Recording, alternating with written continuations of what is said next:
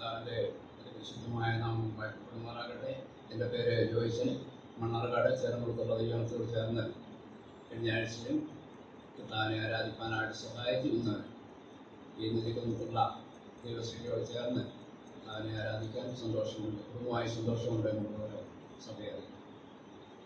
ആരാധനയോടുള്ള ബന്ധത്തിൽ ഒരു ചെറിയ വേദഭാഗം വായിക്കാൻ ആഗ്രഹിക്കുന്നു. ക്രിസ്തുവിൻ്റെ സുവിശേഷം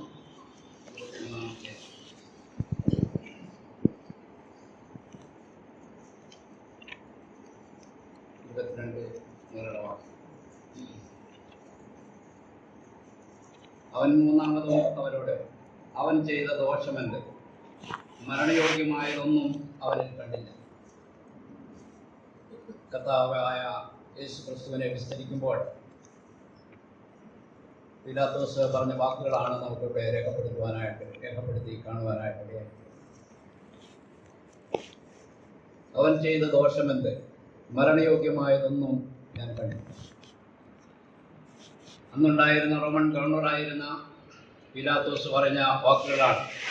മരണയോഗ്യമായതൊന്നും കാണുന്നില്ല.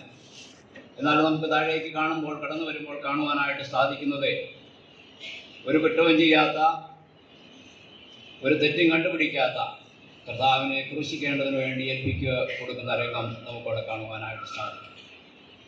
എന്നാൽ പ്രവാചക പുസ്തകത്തിൽ നമുക്ക് കാണുവാനായിട്ട് സാധിക്കുന്നു, യഹോവയായിരിക്കുന്ന ദൈവം നമ്മുടെ എല്ലാവരുടെയും അകൃത്യത്തെ പുത്തന്റെ മേൽ ചുമത്തി. അന്നുണ്ടായിരുന്ന ഭരണാധികാരികൾക്ക്, ലോകപ്രകാരമായിരിക്കുന്ന ഭരണാധികാരികൾക്ക് അത് കണ്ടുപിടിക്കുവാനായിട്ട് സാധ്യമല്ല.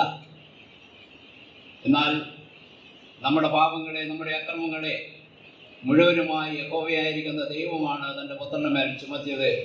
അന്ന് ആ ലോക കോടതികൾക്ക് അത് കണ്ടുപിടിക്കുവാനായിട്ട് സാധ്യമായിരുന്നില്ല.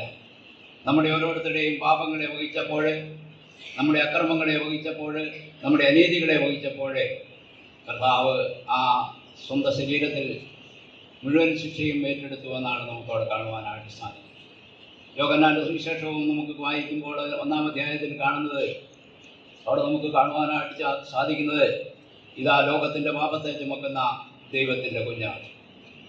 സകല ലോകത്തിൻ്റെയും പാപത്തെ ചുമക്കുന്ന ദൈവ കുഞ്ഞാടിനെ നമുക്കവിടെയും കാണുവാനായിട്ട് സാധിക്കും.